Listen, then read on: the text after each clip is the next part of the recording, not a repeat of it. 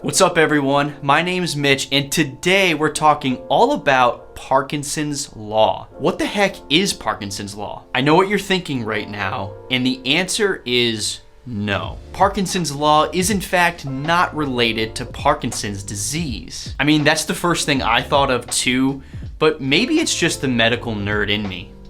Anyway, Parkinson's Law was discovered by a man with the incredibly epic name of Cyril Northcote Parkinson. Mr. Parkinson first observed a specific phenomenon during his time with the British Civil Services, which was as bureaucracies expanded, they became increasingly inefficient. He then astutely observed this trend in other areas of life and found that as the size of something increased, its overall efficiency decreased, and thus led to the creation of his now pretty famous law. Parkinson's Law states that work expands so as to fill the time available for its completion. Or to put it a different way, the amount of work required to do a specific task will adjust to the time available for its completion. Let's look at a couple examples. In the first example, let's say you're trying to complete a 15-page essay for school. You go to sit down and you give yourself 30 minutes to write one page of this essay. If you give yourself that time frame, it'll probably take you 30 minutes to write one page. Now let's say you sit down again and you try to write that same page, but you give yourself a 2-hour window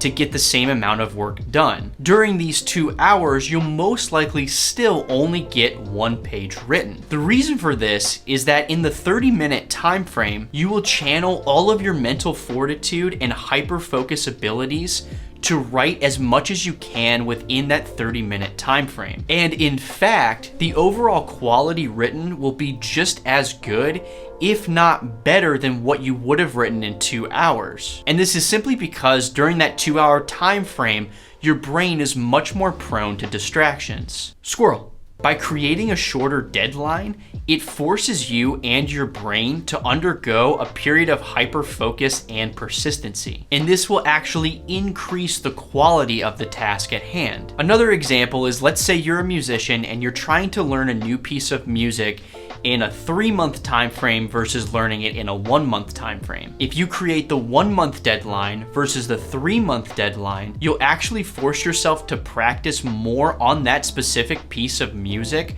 longer and more efficiently on a daily basis. Why does this phenomenon work? Parkinson's Law works because it shifts the type of stress from distress to eustress. Eustress is the type of stress that actually motivates you and allows you to produce some of your best stuff by invigorating your brain. I do want to mention though that Parkinson's Law only works if the perceived importance of the task at hand is really high. If you really don't care about something, then you're just gonna keep pushing it off forever. Parkinson's Law is basically the thing that procrastinators love to hear, and this is why procrastination works sometimes. And I say sometimes with a high degree of emphasis, because if something comes up last minute, which it frequently does, you're kind of out of luck and in trouble. And procrastination is not a healthy lifestyle because it adds in more distress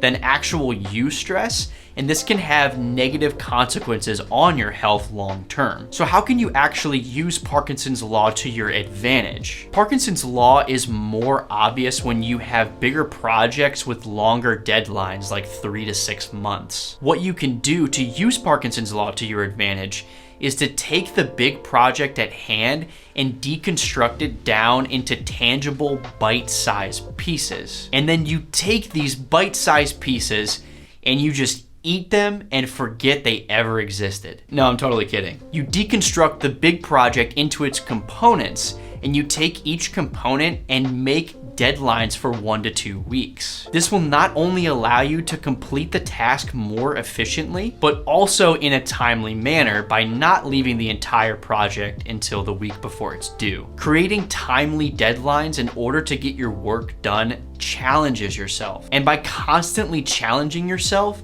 you not only increase your overall resilience, but you also sharpen your mind's ability to focus on one task at a time. This will not only increase your productivity, but also your efficiently, which will help you immensely in all areas of your life. Thank you so much for checking out this video. If you found this video helpful, please smash that like button, hit subscribe, as well as the bell notification so you never miss a video in the future. Also, if you start using Parkinson's Law for the first time in your life, and you really find some benefits from it, please leave a comment down below. Again, thank you, and I will see you all on the next one.